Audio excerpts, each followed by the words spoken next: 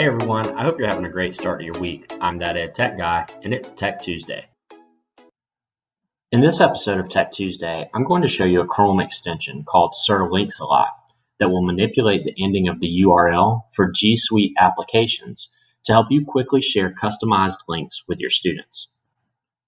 You may already know that you can edit the ending of a URL in G Suite applications to share customized links.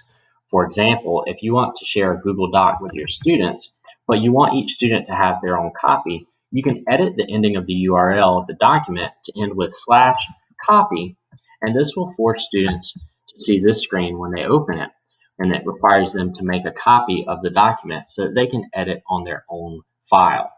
You can also share a preview of the document by changing the ending of the URL to /preview, or maybe you want the document to open as a PDF.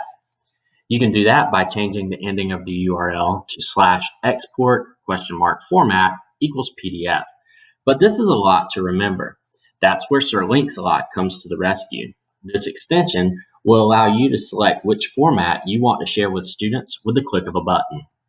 The first thing you need to do is search for the Sir Links-A-Lot extension in the Chrome store.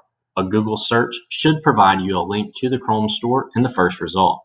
Once there, click Add to Chrome to add this extension to your browser. You will be prompted to make sure that you want to add the extension. Click Add Extension. Once you have added the extension, you will want to pin this extension to your browser so that you can easily access it. To do that, click on the puzzle piece in the top right corner of your browser window to open your extensions. You'll see Sir Links-A-Lot and click on the pushpin icon to pin this to your browser. Now this extension will appear at the top of your browser for easy access.